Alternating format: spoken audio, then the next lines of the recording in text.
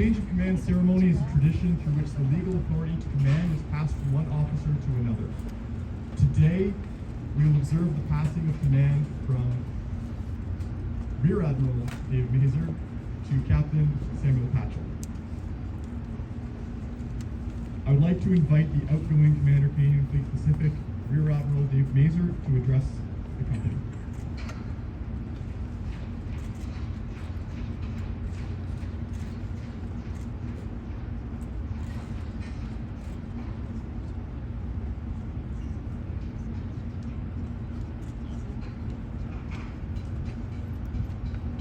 Good morning, everybody. C'est vraiment un plaisir d'être ici avec l'équipage du HMCS Vancouver, votre honneur, les amiraux, les capitaines, le groupe de commandants, les capitaines d'honneur et vraiment l'équipage de la marine et nos familles et notre guest distingué. It's very much a pleasure to be here today to turn over the command of the Canadian Pacific Fleet to Captain Sam Patchell, who's been my right hand for the last year. He's been doing an awesome job, and I can't think of anyone better to take this over. I've said in many speeches before that the Navy has many roles, and the people in uniform get recognized for a lot of what they do, and we often forget about the families. So I'm actually going to thank families first. We were just out at sea for 3 weeks. We're here in Vancouver doing outreach. A lot of families are missing their people for their loved ones for Canada Day. And here we are doing what we need to do to make sure our skills are ready to go. But I'd also really like to recognize my father who's here, Steve Mazur, and Suzette. My son Eric, who's here wearing his uniform from the East Coast, getting ready to deploy soon. My other son's getting married in about 2 days, so he's up in Prince George, couldn't make it. I'll cut him some slack this time. And I really want to recognize my bride of 32 years. We've known each other for 35 years. Who knows what a career is ever going to be? You don't know if it's going to last 5 years or 10 years or whenever your time's up and you don't want to keep going. But I think everyone who served a long career knows that every year a pound of flesh is taken out of your relationship, and your family really wears that. And it's your family that has to help you recover. It's your family that has to recover. So Maurice, for all the birthdays I've missed, for the number of times I've left you alone, for the last 2 months where I've been off in Italy, getting ready for my new job, doing other things, and she's packing the house all by herself. We're going to our son's wedding, and as soon as we come back, the movers are at our house, and we're off to our next job in Norfolk. So I love you, honey. Thank you very much. Sorry for demanding that patience all the time.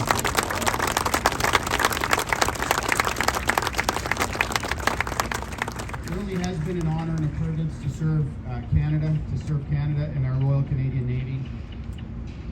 And leading the women and men of the Pacific Fleet has just been outstanding.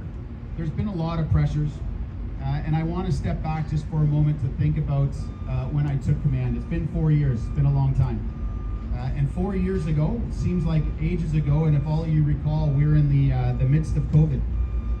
I took command and I saw a picture of it a little while ago where we were around 10 feet apart on a table stretched, and there was only around 10 people observing because that's as many as you could gather, all sitting in chairs, all spread apart. The fleet was under a lot of stress. Our nation was under a lot of stress. We were still sending ships to sea, putting sailors into hotels, totally isolated for 10 or 12 days, sometimes 14 days. Ships would deploy for 6 months and not get a port visit, not really get off the ship. They would go into a port, they would be allowed on the jetty, there would be food and everything else. They would refuel from the jetty and supply without contacting anyone else.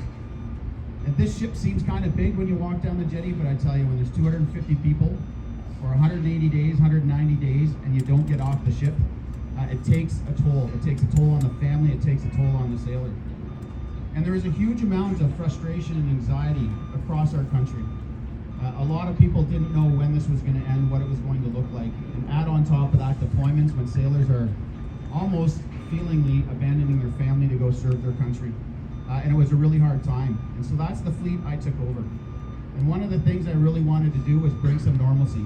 Vaccines were a thing, and we were able to start getting back to normal. And so as I look back sort of on my time in command, working with my deputy commander, Scott Robinson, and a couple commanding officers, we had put together a deployment to Hawaii to go hunt submarines. And it was going to be the first time that we had a normal port visit. We spent less time in a hotel. When we got to Hawaii, we were actually able to give sailors time off. and everyone said, hey, the Navy's got a little twinkle of being fun again. We didn't go for 7 months, we didn't go for 6 months. We went to hunt submarines, and about 5 weeks later, after a stop in San Francisco, we came home to our families, and everyone said the Navy can take short trips again, and the Navy can get port visits, and so it was really, really great. But another thing that COVID did was break a whole lot of relationships. And the relationships between Canada and many of our allies and many of our partners across the Pacific were not strong. And in the military, we get posted every 2 years or so. And in those 2 years, you lose those contacts. You lose the database, the Rolodex, and you're not able just to call someone, whether it's south of the border or across the Pacific, to say, hey, I've got a ship coming, I want to meet them, or I want to meet you, and build that relationship. So it was a big thing of what we did. Resetting port visits, doing SCC, getting across the globe and getting our sailors ashore and resetting those relationships. Since that time, it has been nothing but busy. It's been getting busier. We now deploy 3 ships across the Indo-Pacific every year. Our presence is increasing in the Arctic. We're going to places like Antarctica. That was the other coast, at least this time around. And so we've had to do so many things, including starting Fleet Week about 4 years ago. And Admiral Topshee, when he was a commander of the Pacific of MARPAC, told me that we've lost our relationship with the city of Vancouver as well because of COVID, and we need to go back. And so we came up with Battle of the Atlantic Fleet Weekend. It was incredible. I think there was pent-up anxiety, and people wanted to get out and do something, and when the Navy showed up here, they came out, and there was about 30,000 people that overwhelmed the waterfront. The police were a little bit angry. They said, you said there'd be a couple thousand people, and it just became a thing. And since then, we've been doing it every year, and it's great to be coming here. It's great to be here on Canada Day, and we're working with the larger maritime industry to make it a bigger thing. So it's been great. We've had to develop new crewing models. We've been accepting new ships. HMCS Max Bernays was just at sea with us in this last operation, and we sent it back to Victoria. Nanaimo was going to be coming as well, but they asked to go to their namesake city for Canada Day, so they're out there as well. We're about to accept Robert Hampton Gray. And I know Landon Creasy's hiding there. I see him. His ship right down the harbor here is going to be probably sailing at the end of the year and turned over to start Navy contract trials on behalf of the Government of Canada later on next year. So it's great to be seeing the new fleets coming, but that puts a strain on the sailors, it puts a strain on what we're doing, and it's a wonderful pressure to have, and our sailors have really leaned into it. In and amongst all of this, the amount of staff planning we have been doing and increasing our ability to reach out to our friends and neighbors. My staff has planned our presence in RIMPAC, which is the world's largest maritime exercise, and then they went and executed big parts of it. We have deployed our staff on ex-Kakadu in Australia when they needed help doing command and control of an exercise. We participate in the submarine command course where Canadian officers with staff go and lead a group of ships training American submarine officers or submariners, different than what we say. But it's just been outstanding, and we've been leading innovation and development.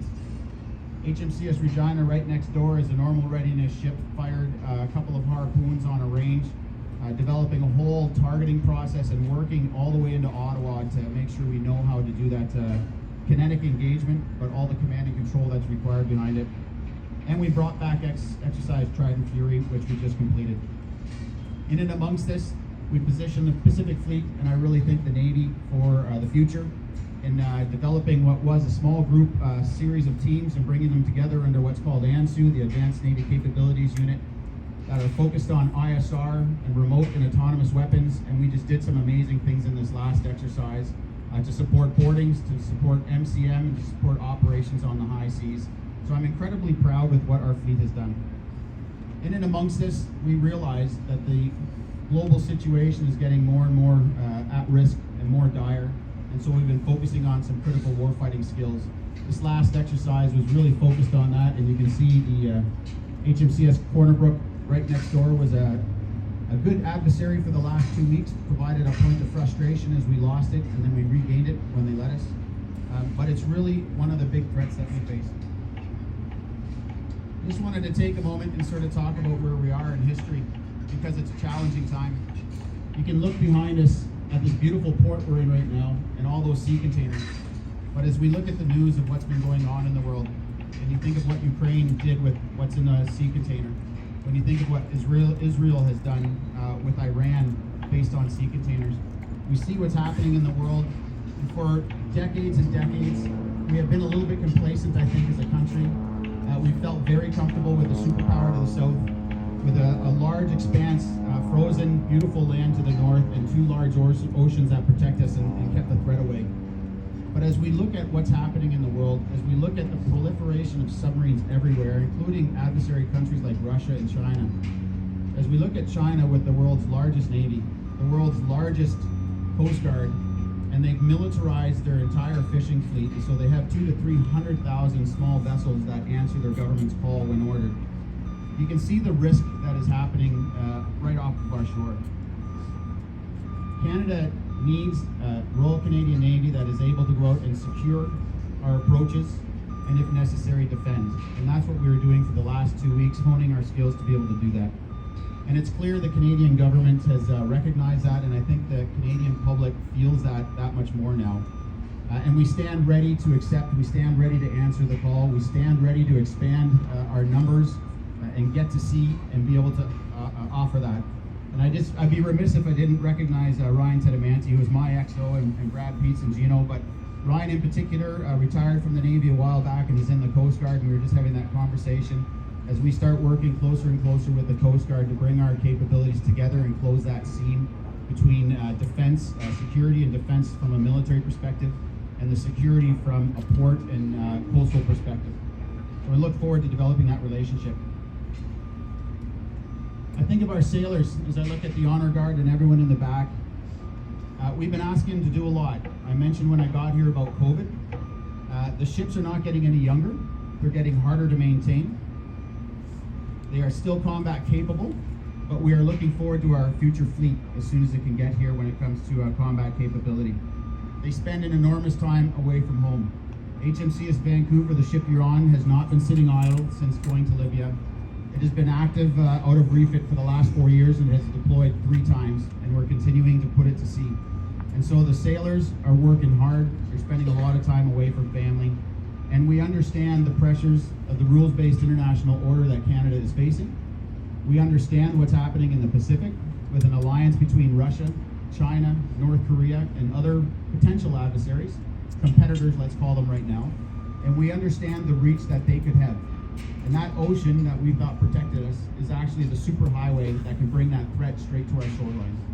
And so I thank the sailors for all their service, for what they've done over the last 3 or 4 years during my tenure.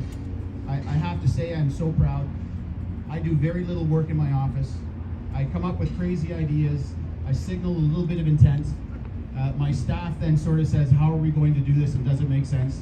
At the right time, they challenge me and say, boss, you don't want to do this. Sometimes I say, no, I do anyway, and just get on with it. And then magically around 5 or 6 months later, following policy, following procedure, we're able to get things done. So I'm incredibly thankful. I also want to recognize my inner staff, and so there's a whole bunch of people. My schedule can sometimes get crazy, and I think any kind of executive level has that, where sometimes you get in a car, you're going somewhere and you say, where am I going, who am I talking to, and what do I need to do? And so keeping the lights on, whether I'm traveling or whether I can't go somewhere and I need them to go. Deputy Fleet Commanders, so I have Sam, Mark is here as well, and not here, Scott Robinson, have been outstanding at taking my intent, executing it. And it is a difficult thing to do because they're generally coming off of being a commanding officer where they were sort of the top of their own game, being a commanding officer of a ship, and then they're coming to fleet where they're actually assisting once again and doing that role. And so any success I have had is based on the sailors we have, but also, like I said, Sam and Mark that are here today. Also, Army, Dave Bissell, Army, our fleet chief, Dave Bissell, Carl and Arvid Lee, who aren't here. The amount of work they did to get messages to the fleet. We have a communications challenge at times. Things come out of Ottawa, things are coming up from the bottoms, things are coming in from the side, and we quite often have to adjust, and I rely on the fleet chief to actually go down there, talk to the coxswains, get word to the crew, while I liaise with the commanding officers, so sailors actually get the ground truth and know what's going on. We're not always successful, I'll admit that, but we try. Flag lieutenant, who really is the glue that runs around behind us, and right now Inky Kim is here, but also Andrew, Adrian and Andrew before that. Our Chief of Staff, Tim Geisen, who is a civilian, ex-military, who really keeps things going between fleet commanders and deputy commanders as they come in and out. And then, of course, the hidden people that keep us moving around. Justin, Anna, and Tiffany are drivers and support staff. And right now, Dee and Marion, who keeps the admin flowing. So those people are really what keeps the inner headquarters going. I have a larger headquarters of logistics and engineers and all kinds of people that really keep me informed of what the ships are doing. And then I want to recognize the command teams that are here today across the base, across the formation, but specifically within the fleet. Because it's really meeting with them as I pass on intents. I tell people what I know, I trust them with the information, and then they can keep their sailors informed as best they can. So thank you very much.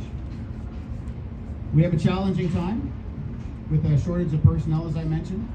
I mentioned a whole bunch of new ships coming, but they can't come fast enough. And I know our fleet and our sailors are up for it, and I'm really looking forward to seeing what Fleet Pack can do.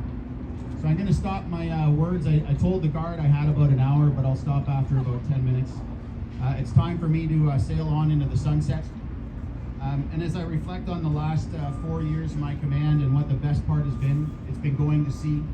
That we just completed X-Trident Fury, where we had Benito Juarez with us, our continental partners from Mexico. As we had the United States Navy, they had to get on to San Diego and do what they had to do. As we looked at how we defend our nation from mines, from containers, and having to conduct boardings, there is no better place for a fleet commander than to be at sea with the ships.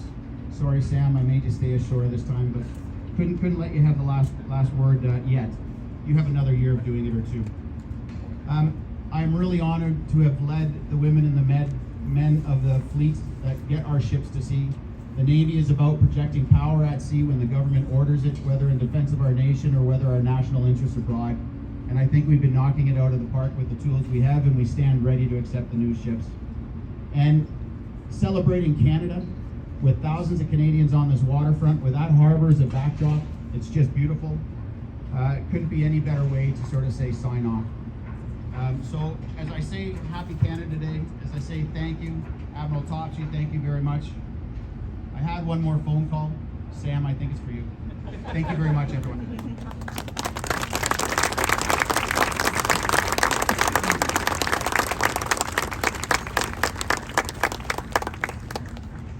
Thank you, sir. I would now like to invite the reviewing officer, Commander Royal Canadian Navy, Vice-Admiral Angus Topshee, to once again deliver on the guest. Thanks very much. Dave, thank you very much for that brilliant summary of everything you've achieved over the last 4 years. It's a pleasure for me to be able to preside over this ceremony because I presided over the last one where you took command. And for everybody who's gathered here, it's not normal to have a fleet commander serve 4 years in command, because I would argue it's the second best job in the Navy behind commanding a ship, and we like to give others the opportunity to do so. But you were exactly the leader we needed at this moment. You brought us out of the pandemic and back into a Navy with a warfighting edge. And that is your legacy to this fleet, that you led these great sailors and these ships to deliver true capability for Canada. And we now stand ready to defend Canada if required. So thank you for everything you've done.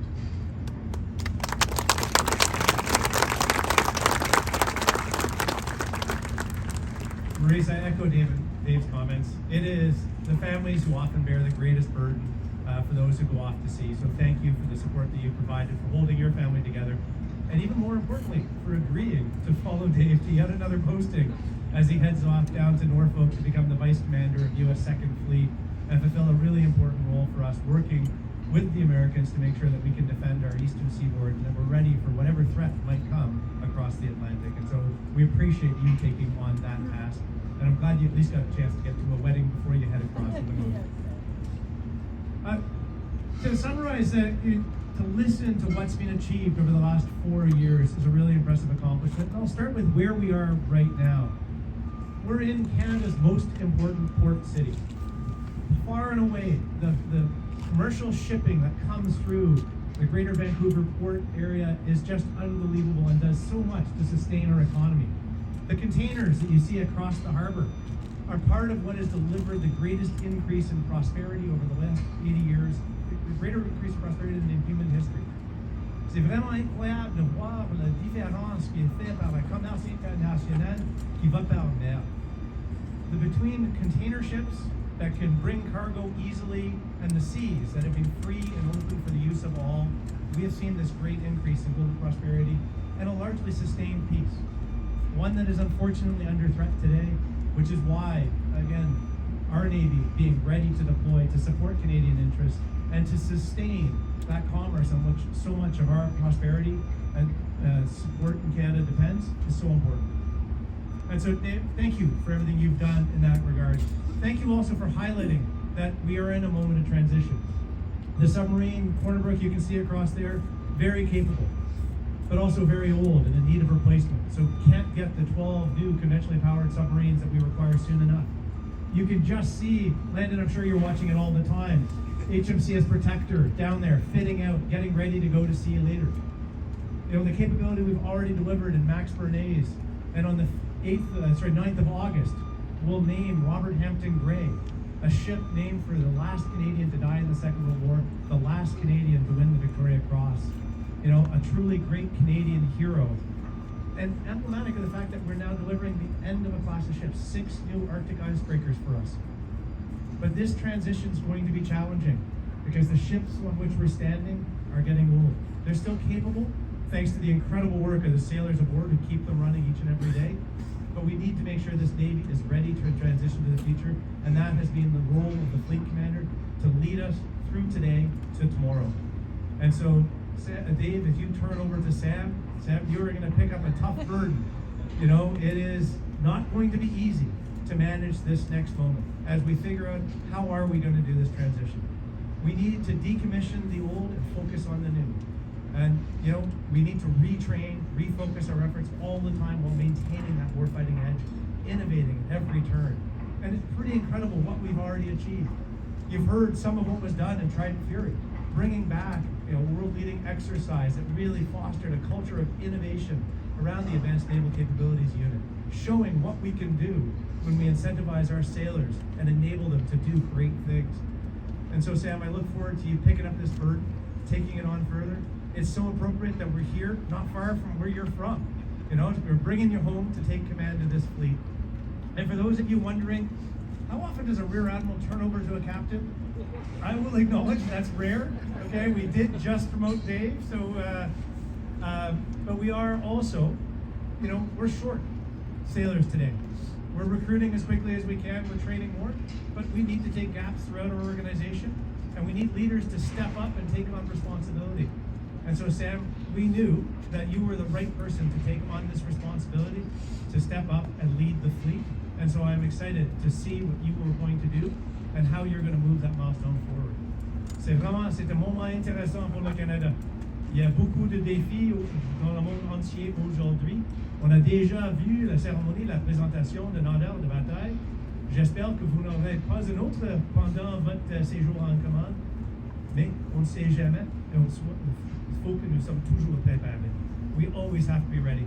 So let's live up to the Navy's motto, live up to the fleet's motto. I can't see you to lead the fleet to readiness. Thank you very much. And let's go sign some documents.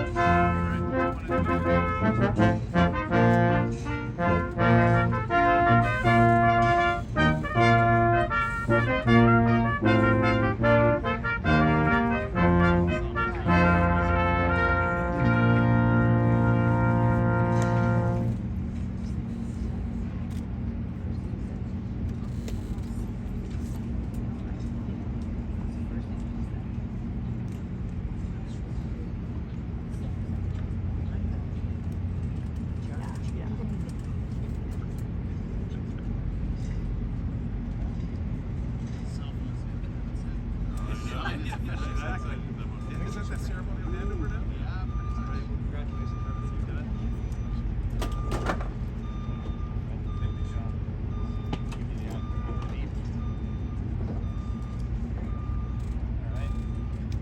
Admiral Mazur, I stand released.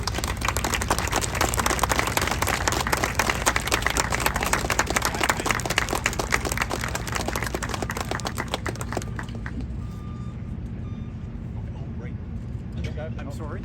We're taking it away. So thanks for everything you're about to take on. Thank you for everything you've done. I'd like to invite CCFB's flight lieutenant to present the pledge.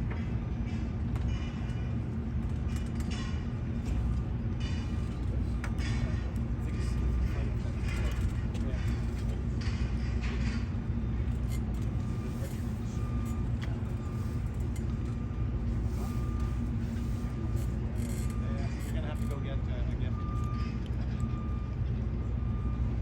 This is easier with swords. I know. I adjusted my belt so it didn't hang so a little bit now. We have the Camp Pack Command Team. Here's a shadow box. And the pennant was actually flown in the Trent Fury 25 over Regina. Managed to grab it when you guys came to feel late. So it's got real good dirt on it. Yes, sir.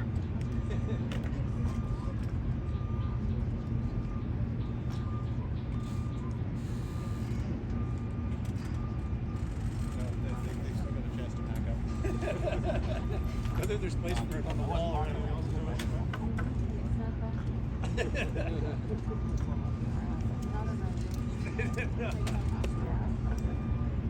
One of the plates of moving to the US is you have to list everything you want.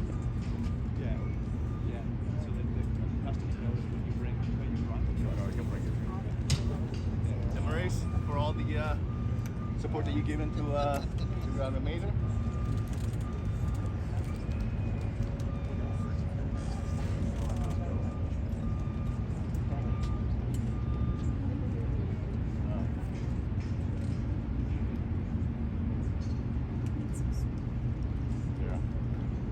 Yeah, for all the support that you'll be giving. Coming feature. Thank you. Brace yourself. Oh yeah.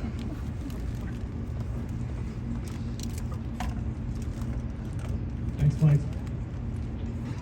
I'd now like to invite the Commander, Canadian Fleet Pacific, Captain Samuel Patchell, to address us all.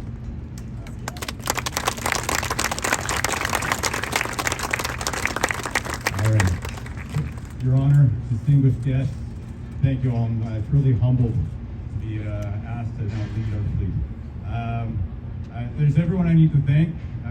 It's a little emotional. So if you didn't know, I'm a Vancouver boy, born and raised just in that hospital, just up the way here. I joined the Navy because my grandfather took me on board a ship when I was about 10 or 11. So thank you to everyone who's here.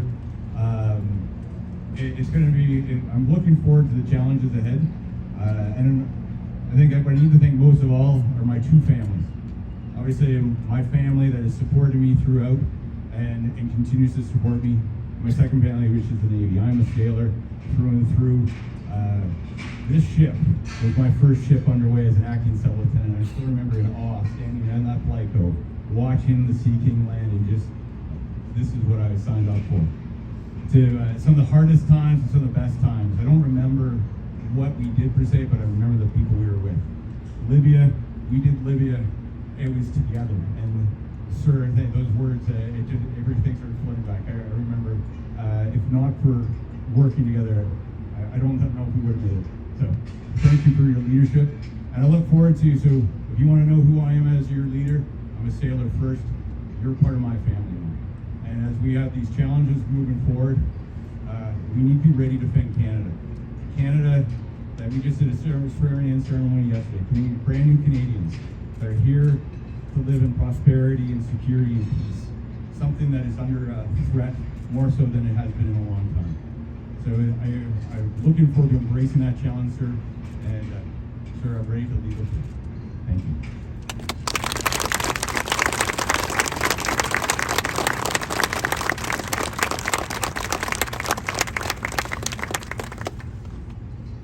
Thank you, sir. This completes the official end, but before I hand off any other ceremony here, I want to just take a quick moment for us all to acknowledge and thank the band for all the amazing music we've had here today.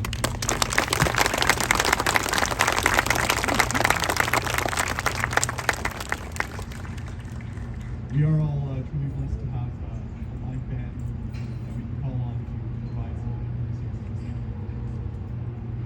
And now, if you are able, please rise for the playing of the Royal Anthem, God Save the King, and remain standing for the departure of Her Honor, the Lieutenant Governor of British Columbia. Guard of honor.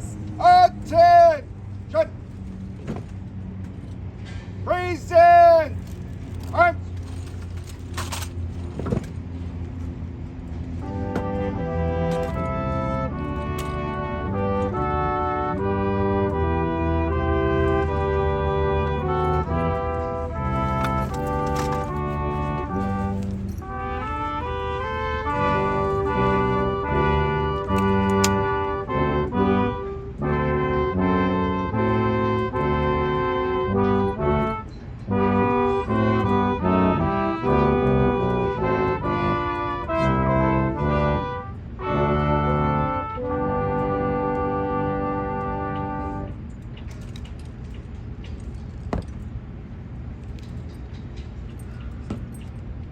Guard of honor.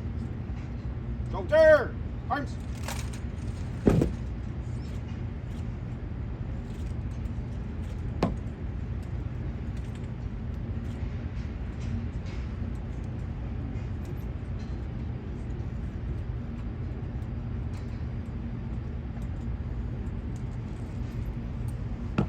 Guard of honor. Royal salute. Present! Arms!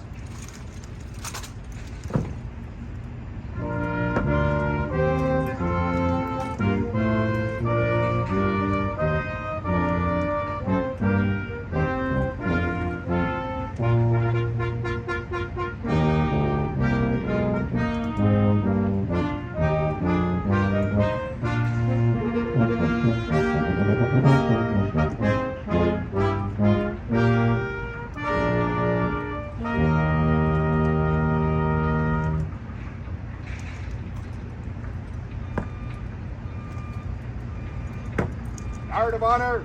Shoulder! Arms!